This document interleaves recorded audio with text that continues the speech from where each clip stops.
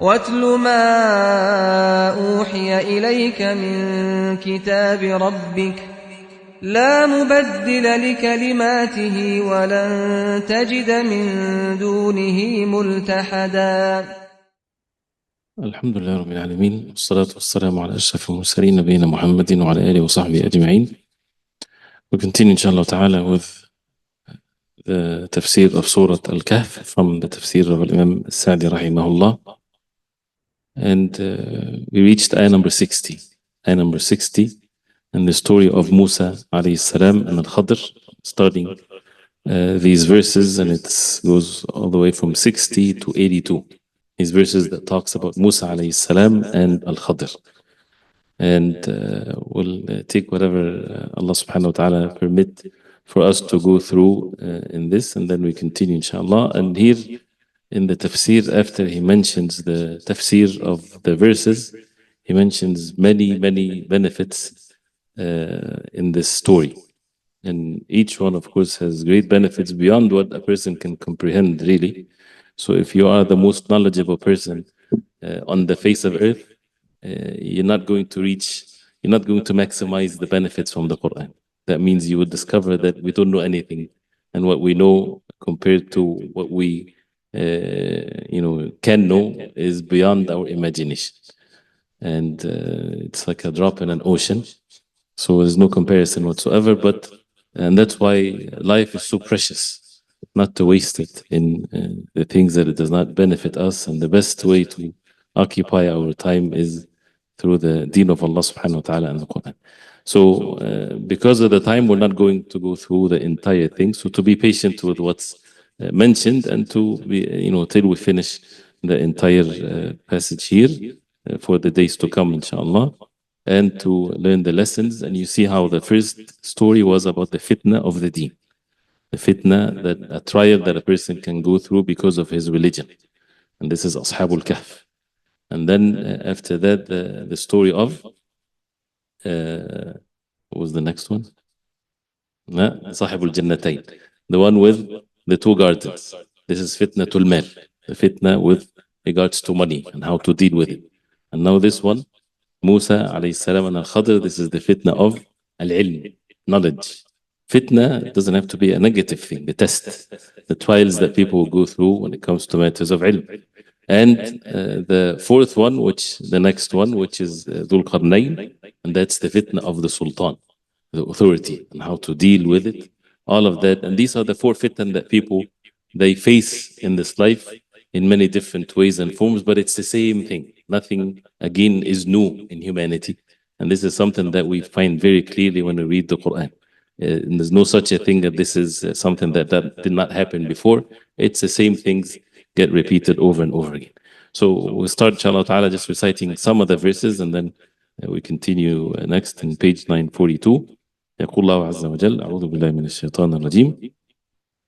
وإذ قال موسى لفتاه لا أبرح حتى أبلغ مجمع البحرين أو أمضي حقبا فلما بلغ مجمع بينهما نسيا حوتهما فاتخذ سبيله في البحر سربا فلما جاوزا قال لفتاه آتنا غداءنا لقد لقينا من سفرنا هذا نصبا قال أرأيت إذ أوينا إلى الصخرة فإني نسيت الحوت وما أنسانيه إلا الشيطان أن أذكره واتخذ سبيله في البحر عجبا قال ذلك ما كنا نبغي فارتد على آثارهما قصصا فوجد عبدا من عبادنا آتيناه رحمة من عندنا وعلمناه من لدنا علما.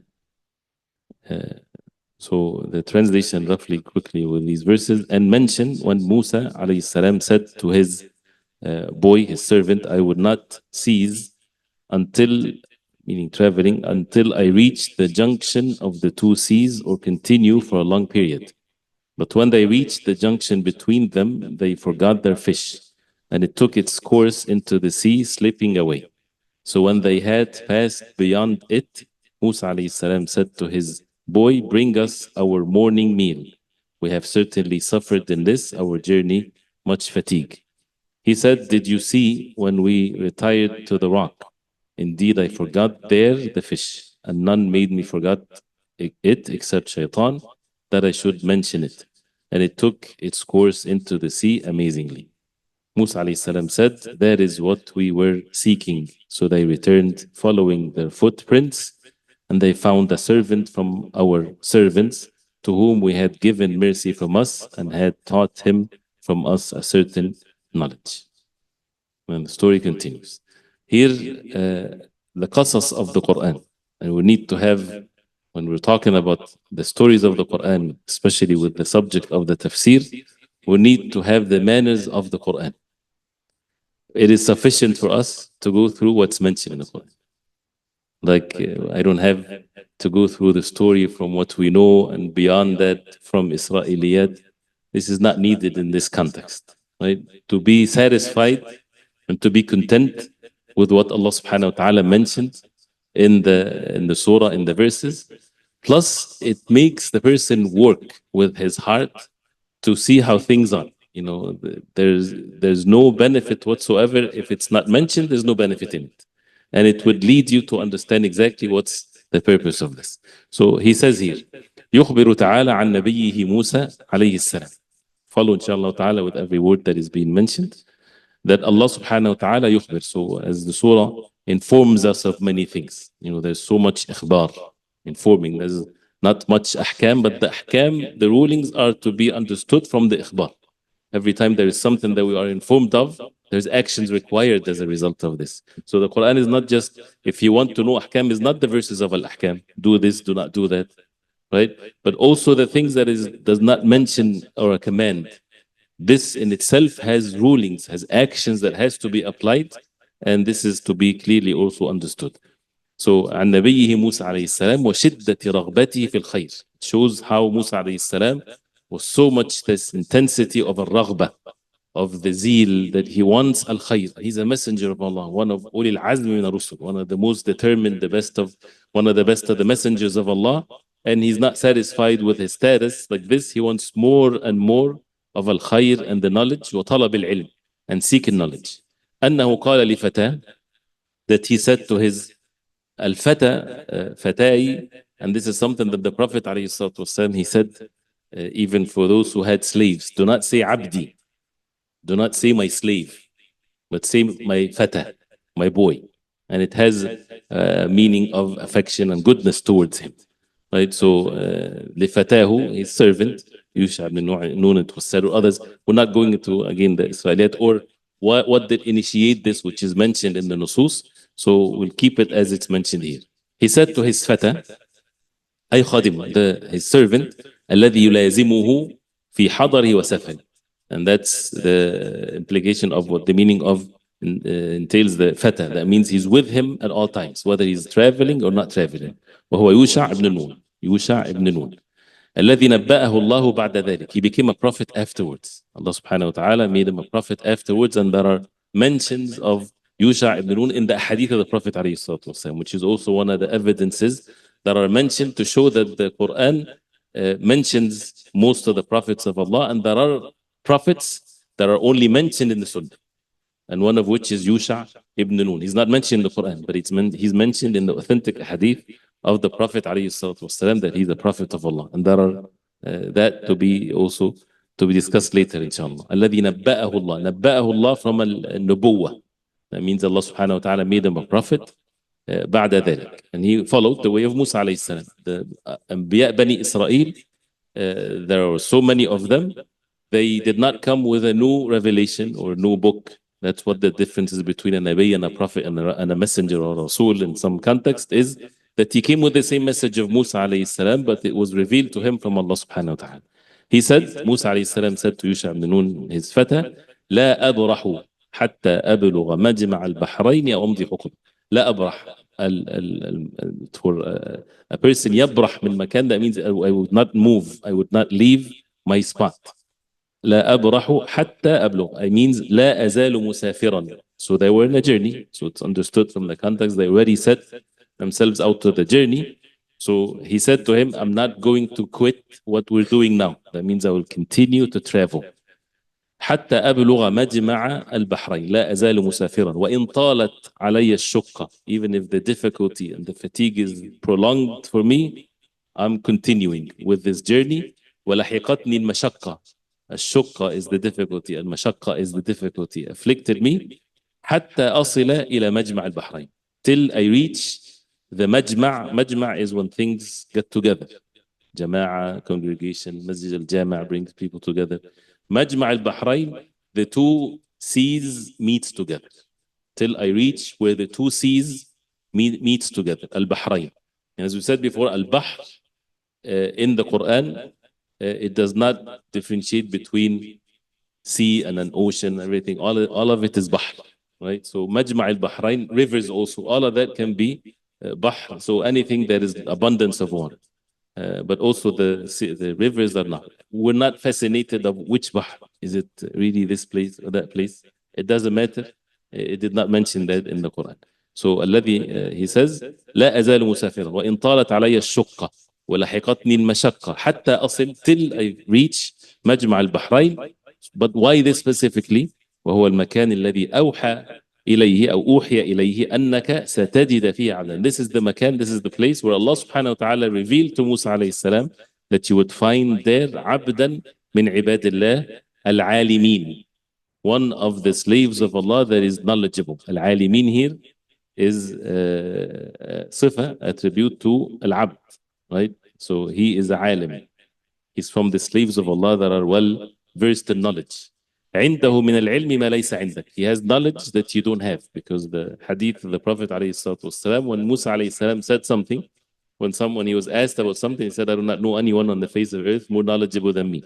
He was not saying it in a way of arrogance, hasha wa kalla, prophets of Allah, they're protected from such a thing, but he says he's saying the truth, what he knows. So Allah subhanahu wa ta'ala revealed to him, no, there is someone that has more knowledge in you in a particular matter. He was not more knowledgeable than Musa alayhi salam in everything, in one aspect only. And there is no way, of course, that he has more virtue than Musa alayhi salam. And whether he is a prophet or not, even there's differences of opinions whether Al-Khadr was a prophet or not. So that's another different issue that is going to be mentioned later.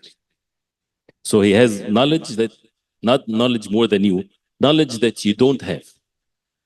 So this is what Allah revealed to Musa alayhi salam. That's why he was following the wahy from Allah, not going to quit till I reach that point. And this is what Allah subhanahu wa ta'ala revealed to him. أو أمضي حقبة, or I would أمضي, المضي is to keep on going. حقبة, حقبة الأحقاب is the long period of time. And this is also mentioned upon how the disbelievers, they stay أحقابا, that means in a very long period of time. أي مسافة طويلة, long period of time. المعنى, the meaning here, أن الشوق والرغبة, and this is all going to be mentioned in the benefits. الشوق, when a person is yearning for something, he can't wait till he reach whatever he is seeking. والرغبة, and the zeal. حمل موسى أن قال لفتاه هذه المقال, made Musa عليه السلام say this to his servant, that he's not going to stop till he reach his destination, till he finds what he's looking for. لا أبرح حتى أبلغ, reach مجمع البحرين أو أمضي حقبة. That means I would keep on walking for حقبة, the long period of time. Some say it's الحقب is usually mentioned for generations, a generation, like 80 years or something like this. But of course, it doesn't mean that he means that literally with every year. Then he says, وَهَذَا عَزْمٌ مِنْهُ جَازِمٌ. This is such a determination from him, عليه الصلاة والسلام, that is very determined, حازم. فَلِذَلِكَ أَمْضَى. That's why he kept on going. And that's why it's also going to be mentioned, but we need to learn this when we're going through the verses. When you have azima, when you have determination, it makes the actions very easy. For someone that doesn't have the same determination, it becomes very difficult. Right? And that's why they say إذا رغب العبد في شيء قدر عليه. If the person has the raghba, has the zeal in something, he will be able to do it. So the problem is that there's no zeal, especially that it's in the capacity of the person. So to work on one's azim. فلذلك أمضى, that's why he kept on going. فلما بلغ, so when they reached, بلغ in the dual tense, both of them, أي هو وفتاه, him and his servant, مجمع بينهما نسي حوتهما. When they reached مجمع البحرين, where the two seas meet, they forgot their hut. The hut is the fish. And if you're reading modern Arabic, the word hut When it's mentioned, it refers to the whale, right? So it does not mean here the whale. It's the meaning of the fish. نسيا حوتهما. So they did not have a whale with them. It was food that they carried with them, which was a fish. وكان معهما حوت, right? يتزودان منه. They had fish with them. يتزودان from الزاد, provisions for them. ويأكلان. يتزودان, both of them. ويأكلان, and they eat from it.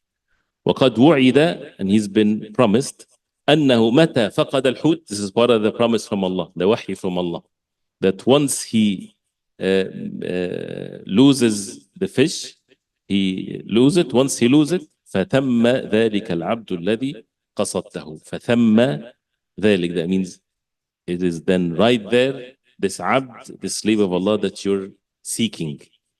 And the wahy from Allah subhanahu wa ta'ala is amazing in many ways. And you'd find the same thing when it comes to what the Prophet ﷺ said about things to happen. And it's very clear with the signs that are mentioned.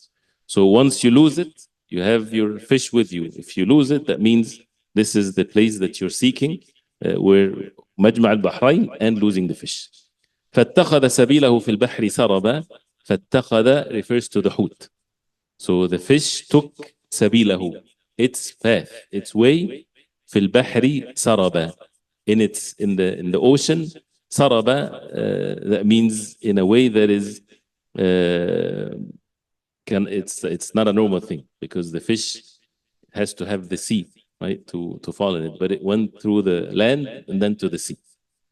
He says وهذا من الآيات. This is from the signs of Allah. قال المفسرون, the مفسرين, they said إن ذلك الحوت الذي كان يتزودان منه, this fish that they were يتزودان from it, that provisions from it, لما وصل إلى ذلك المكان, when they reached that spot, that place, أصابه بلل البحر. Again, this is not mentioned in the Quran. It's mentioning what the Mufassirun, and the Mufassirun would say maybe according to the worldly means, but Allah knows best. It's not mentioned. Maybe that balal al-bahr, al-balal is the water, is the wetness of the sea, touched him. فانسرب بإذن الله في البحر. So in sarab, that means he went in a very smooth way to the sea. وصار مع حيواناته حيا. Allah gave him life, and he became with the fishes like him alive. So this is, and that's why saraba, like a sarba fil ard, this is where it's like when something is opened in the earth. You know, it went in a path that it's opened in the earth. And so this is one of the ayat of Allah for them. He says, فَلَمَّا جَاوَزَ مُوسَى وَفَتَاهُ مَجْمَعَ الْبَحْرَيْنِ. When Musa alayhi salam and his fata, so we don't have to say servant anymore, Musa وَفَتَاهُ, and his fata, جاوز مَجْمَعَ الْبَحْرَيْنِ, so they passed مَجْمَعَ الْبَحْرَيْنِ, where the seas meet. قال موسى لفتاه, Musa said to his fata, آتنا غداءنا, bring our غداء, which is our food. And al-ghada is what is to be eaten not in the morning, in the noon or the afternoon. لقد لقينا من سفرنا هذا نصبا. We had لقينا, we witnessed, we were afflicted from our traveling. سفرنا هذا, this traveling. نصبا, fatigue, tiredness. So he says لقد أي لقد تعبنا من هذا السفر المجاوز فقط. That means we are now tired from this extra traveling. When did he get the fatigue? After he passed the point, and that's another benefit. Right? So before that, he said what he said, going to go for forever till we reach our destination. When did the tiredness came to Musa alayhi salam? When he passed the point that he was supposed to be in, which is, there's a benefit here that he's going to mention later, inshallah. So when he went beyond what is needed, he got tired. He says, وَإِلَّا فَالسَّفَرُ الطَّوِيلِ, this long journey that they, الذي وصل به إلى مجمع البحرين, that made them reach where the two seas meet, لم يجد من التعب فيه, they were not tired in it. The whole traveling, they were not tired. وهذا من الآيات والعلامات. And this is from the signs, the ayat and the alamat, the signs that الدالة لموسى على وجود مطلبه, that was evident for Musa alayhi salam that what you're seeking is now present. This is what you're going to feel. That means you're there. وأيضا, and also, فإن الشوق, المتعلق بالوصول إلى ذلك المكان سهل لهم الطريق. الشوق. The word الشوق again is when you can't wait till you reach something. That made them attached to reaching this place, made the path for them easy because it carries the person. When you have this anticipation, you can go for a long time. فلما تجاوز غايتهما وجد مس التعب. But when they passed that, then they found the touch of the fatigue and the tiredness, which shows again because they passed where they were seeking, so they felt that. فلما قال موسى لفتاه هذه المقالة, when Musa عليه السلام said to his فتى هذه المقالة, this speech, this statement, قال له فتى, his فتى said أرأيت إذ أوينا إلى الصخرة فإني نسيت الحوت. So when he told him bring the food, we're tired now. So he said to him أرأيت, what do you think of if we go أوينا? الإيواء is when you have a refuge in something. If we go to the rock, فإني نسيت الحوت, I forgot the حوت. I forgot the حوت, the fish. أي ألم تعلم حين أوانا الليل إلى تلك الصخرة المعروفة. That when the night came and we stayed by this well-known rock, بينهما فإني نسيت الحوت. معروفة بينهما. That means they both, صخرة is a rock that they both knew. Doesn't have to say, oh, when they, when you're traveling and you stopped at a place and everybody's recognized this place, there's a sign there. So you remember this rock that we stopped? I forgot the hoot or the fish there. وما أنسانيه إلا الشيطان. The only reason I forgot is the shaitan. لأنه السبب في ذلك. He's the reason for that. واتخذ سبيله في البحر عجبا, أي لما انسرب في البحر. واتخذ سبيله, when it took its path into the sea, عجبا, in an amazing way. أي لما انسرب في البحر ودخل فيه, when smoothly he left the fish and went to the sea, كان ذلك من العجائب. This was one of the amazing things. That is not a normal thing. قال المفسرون كان ذلك المسلك للحوت سربا ولموسى وفتاه عجبا. That المسلك, the path that the fish went through is saraba. This is what for the fish, and for Musa عليه السلام is عجبا, is amazing matter for Musa عليه السلام.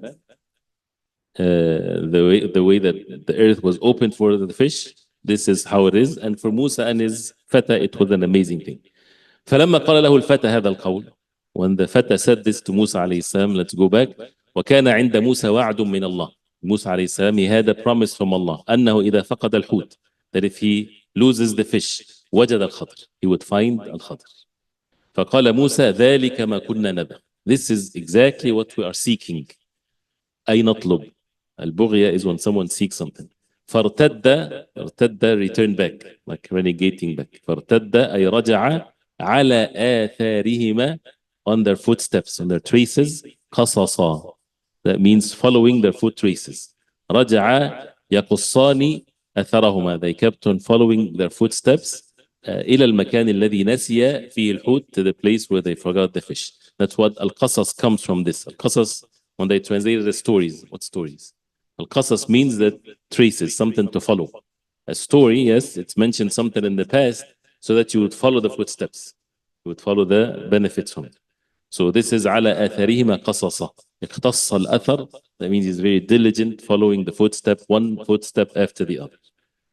فلما وصل إليه, when they reached the place, the صخرة, the rock where they forgot the fish, وجد عبدا من عبادنا. They found عبدا من عبادنا, a slave from our slaves, وهو الخضر, the خضر. وكان عبدا صالحا لا نبيا على الصحيح. He was a righteous abd, not a prophet, على الصحيح, according to the correct opinion. That means there are opinions here. And he's taking the opinion that he was a abd صالح. And it's going to be mentioned why. آتيناه رحمة من عندنا. We provided for him رحمة, mercy from us. أي أعطاه الله رحمة خاصة. Allah subhanahu wa ta'ala gave him a special رحمة, mercy. بها زاد علمه, his knowledge increased. وحسن عمله, and his actions also was perfected. وعلمناه من لدنا علما, and we taught him from ourselves, أي من عندنا, من لدنا, from ourselves, علما, knowledge. He says here, وكان قد أعطي من العلم ما لم يعطى موسى. He was given from knowledge where Musa was not given. وإن كان موسى عليه السلام أعلم منه, even though Musa عليه السلام is more knowledgeable than him. بأكثر الأشياء, with most of the things, وخصوصا في العلوم الإيمانية والأصولية, especially in matters of Iman and foundations of Deen and so on. لأنه من أولي العزم من المرسلين. He's from the best of the messengers of Allah, those who had the strong determination. الذين فضلهم الله على سائر الخلق, those who Allah subhanahu wa ta'ala bestowed His favor upon them and chose them over the rest of His creation with knowledge, بالعلم والعمل وغير ذلك, with knowledge and actions and more than that. So then what's going to happen between Musa alayhi salam and Al-Khadr is to be mentioned. So, and the Prophet ﷺ also mentioned Musa alayhi salam and Al-Khadr in the hadith, and at the end it's going to be mentioned that he wished that Musa alayhi salam continued, had patience with Khadr so that we can get to know more of the amazing things that Al-Khadr explained to him. This is till here, as we see that this is the actions of Musa alayhi salam, and Allah subhanahu wa ta'ala, as we heard yesterday in the Salah, in the Qiyam, that فَبِهُدَاهُ مُقْتَدِهِ. When Allah subhanahu wa ta'ala mentioned the prophets of Allah, He said, with their guidance, follow their guidance. That's why they're mentioned in the Quran, and the zeal that a person should have to seek the knowledge. And how Musa alayhi salam, someone has knowledge that I don't have. And that's why even for seeking knowledge, talabul ilm, the ulama, they learned from this. And as Salaf al-Salih, they acted upon this. You would find the journeys where they would take the journeys to seek knowledge in a way that they would suffer. And you would find even similar stories like this. They forget about food, they forget about eating because they're busy going through the mashayikh after traveling. And then as one of the stories of one of the early generations of Islam, he had a fish also. I guess fish was easy for them to carry or they store or whatever. But they kept on busy one day after the other, studying and so on, till it went bad. They forgot to eat. So the point here is, it's not to make oneself suffer, but when someone has so much zeal in something, people, you see that clearly in every matter. If someone is studying for a very major exam, you would find sometimes the parents will say to him, take it easy on yourself. Eat something. He did not eat anything all day. He forgot that he's supposed to eat. He forgot that he's hungry. He forgot that he's thirsty. Why? Because he's occupied with something that he's seeking, something that he likes, and this is a test from Allah subhanahu wa ta'ala to test exactly what we are all about. Right? When for example, when we stand in the salah, we can't wait till the Imam finishes the salah. And then we finish the salah, and then people standing talking for more time than what the salah was. Right? That means what? It's the same standing, but it's different context. Why? Because the heart is carrying the person when he's enjoying or doing something that he enjoys. So he can stand for a long time. You would find people do this, and there's so many examples in this. And that's why with the deen, it is not the same. And if a person says, but how come I'm not having this in the salah, in the ibadah?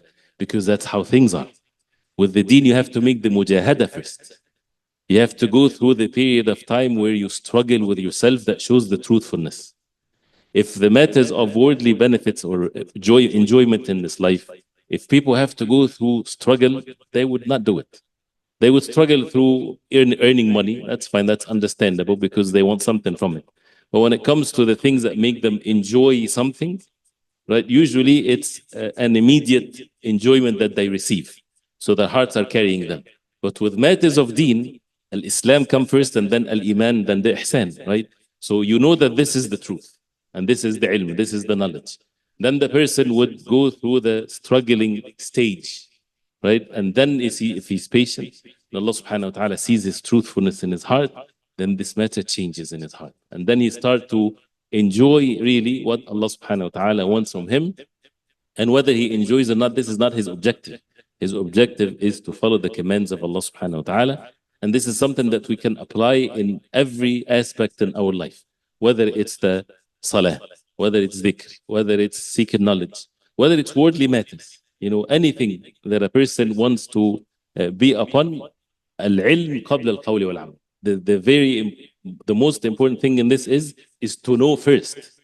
Because if a person follows his desire first, this can be very destructive. And most of the people, they would go with what they think is my passion in this. How do you know that this is your passion in it? If you don't put yourself in the struggle stage first, you won't know. And that's why even from worldly perspective, if a person wants to know what to study, for example, don't say when he didn't study anything, worldly things. oh, I want to study medicine. Why? Because you want more money or because you really like it? How would you know that you like it? So that's why, for example, they have general ed or something like this. Study whatever the common courses that you would study and put the effort the best you can in it, and then see after you go through the struggle which one that you're good at or you can incline to. The deen is even more when it comes to this. But Allah subhanahu wa ta'ala made it easy with the obligations. So, وَالَّذِينَ جَاهَدُوا فِينَا لَنَهْدِيَنَّهُمْ سُبُلًا. Those who struggle in our path, we will guide them to our path. And this is such a great benefit that we get here. There's no hukm, there's no do this and do that. It's very obvious from what we are commanded to follow the prophets of Allah. That's why the surahs, the verses that are Makki surahs has ahkam in it, has rulings in it. It changes the personality of the person, changes the hearts. And again, when we focus on the matters here of knowledge specifically, then we would see how the determination that they had and how they followed the same path, the early generations of Islam, following the commands of Allah subhanahu wa ta'ala. We'll talk about that more, inshallah, and what mentioned here in these verses, but we'll stop here. But one last thing is, I'll just read only one time and follow, inshallah, if there's a word that needs to be clarified.